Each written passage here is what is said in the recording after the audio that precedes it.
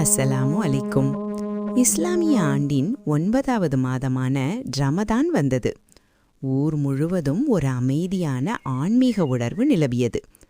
பள்ளிவாசல் மின்விளக்குகள் மினுங்க, வீடுகளில் அதிகாலையிலேயே எழுந்து சுகூர் சாப்பிடும் சத்தம் கேட்டது. அந்த ஊரில் வாழ்ந்த 10ஆம் வகுப்பு மாணவன் இம்ரான் இந்த வருடம் முழு மாதமும் நோன்பு இருக்க தீர்மானித்தான். அப்பா, ஏன் நாம் நோன்பு இருக்கணும் என்று கேட்டான். அப்பா மெதுவாக சொன்னார், இது அல்லாஹுவின் கட்டளை. நம் மனதை சுத்தமாக்கவும் தக்வா பெறவும் நோன்பு உதவுகிறது. இதே மாதத்தில்தான் குர்ஆன் அருளப்பட்டது. விடியற்காலையிலிருந்து மாலை வரை இம்ரான் உணவும் தண்ணீரும் தவித்தான். நண்பர்கள் சாப்பிடும்போது பசி எடுத்தாலும் இது சுய கட்டுப்பாட்டுக்கான பயிற்சி என்று மனதில் உறுதியடைந்தான். பொய் பேசாமல், கோபப்படாமல், கெட்ட வார்த்தை சொல்லாமல் இருப்பதற்கும் அவன் முயன்றான். ஒரு நாள் பள்ளி முடிந்து வீடு திரும்பும்போது பசியால் தவித்த ஒரு முதியவரை கண்டான். உடனே இஃப்தாரில் செய்த உணவை பகிர்ந்தான். பசி எவ்வளவு கஷ்டமென்று இப்போது புரிகிறது என்றான். அம்மா சிரித்தாள்.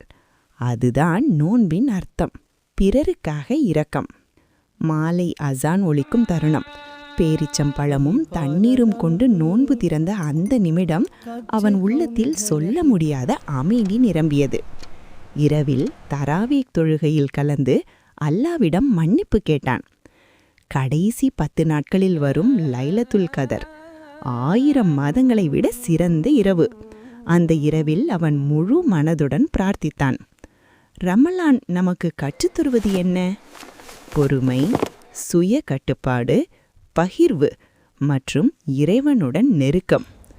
நோன்பு உடலை மட்டுமல்ல, உள்ளத்தையும் சுத்தப்படுத்தும், மனதை அமைதிப்படுத்தும், வாழ்க்கையை ஒளிமயமாக்கும். இந்த புனித மாதம் நம் வாழ்க்கையில் நல்ல பழக்கங்களை உருவாக்கட்டும், கருணை நிறைந்த இதயங்களை வளர்க்கட்டும். அல்லாஹ் நம்மை எல்லோரையும் நல்வழியில் நடத்தி அருள் புரிவானாக. ஆமீன். உள்ளங்கள் மலரட்டும், இல்லங்கள் மகிழட்டும்.